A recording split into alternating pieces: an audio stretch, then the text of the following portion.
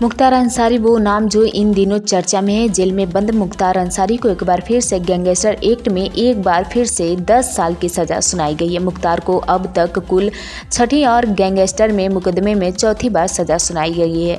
Gangster act में यह तीसरी बार है जब उसे 10 वर्ष के कारावास की सज़ा सुनाई गई है। मुख्तार अंसारी और गैंगस्टर एक्ट के एक और मुकदमे में भी 10 वर्ष कैद और 5 लाख रुपए के जुर्माना की सज़ा सुनाई गई थी। मुख्तार को अब तक कुल 6ठी और गैंगस्टर एक्ट में मुकदमे में 4थी बार सजा सुनाई गई है। गैंगस्टर एक्ट में यह तीसरी बार है जब उसे 10 वर्ष के कारावास की सजा सुनाई गई थी। एमपी एमएलए कोर्ट ने शुक्रवार को अपर सत्र न्यायाधीश अरविंद मिश्रा ने माफिया के गुर्गे सोनू यादव को भी 5 साल कारावास और 2 लाख रुपए अर्थदंड की सजा सुनाई थी।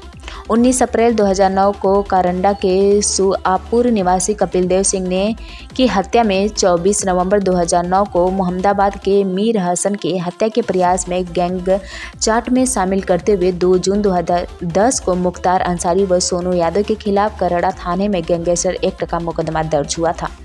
मुख्तार के वकील लियाकत अली ने कहा था कि फैसले के खिलाफ हाई कोर्ट में अपील करेंगे। सजा सुनाए जाने के बाद वक्त बांदा जेल में बंद मुख्तार अंसारी वीडियो कॉन्फ्रेंसिंग के माध्यम से सोनू यादव से उपस्थित था। मुख्तार ने हाथ जोड़कर उम्र और बीमारी का हवाला देते हुए कहा था कि उसका इस मामले से सरोकार नहीं है।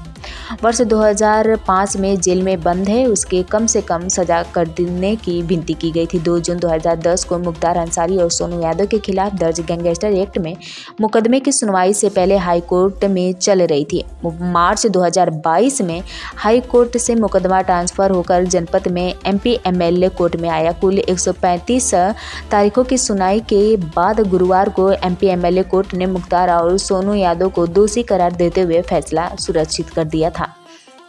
अपर सत्र न्यायाधीश अरविंद मिश्रा शुक्रवार को दोपहर 12 बजे वीडियो कॉन्फ्रेंसिंग हॉल में पहुंचे और 15 मिनट तक अभियोजन पक्ष में सहायक शासकीय अभिवक्ता नीरज श्रीवास्तव और मुख्तार के वकील लियाकत अली की दाखिलों को सुना। नीरज ने कहा कि मुख्तार अंसारी को अब तक 5 मामलों में सजा हो चुकी है और उसे अधिक से अधिक सजा सुनाई जाएगी। वहीं मुख्तार के वकील लियाकत अली ने अधिक उम्र व कई बीमारियों का हवाला देते हुए कम से कम सजा देने का अनुरोध किया था। इसके बाद अपर सत्र न्यायाधीश यह कहकर अपने चैम्बर में चले गए कि 3 बजे फैसला सुनाया जाएगा। वह 3 बजे दोबारा वीडियो कॉन्फ्रेंसिंग हॉल में पहुंचे और करीब 3:35 मिनट तक मुख्तार को सजा सुनाई गई। उन्होंने मुख्तार से कहा कि आप पर गैंगस्टर एक्ट के तहत दोष सिद्ध हो चुका है, क्या कहना चाहेंगे। मुख्तार ने हाथ जोड़कर विनती की कि उसे कम से कम सजा सुनाई जाए, मगर कोर्ट ने गैंगस्टर एक्ट की अधिकतम 10 वर्ष की सजा उसे दे दी।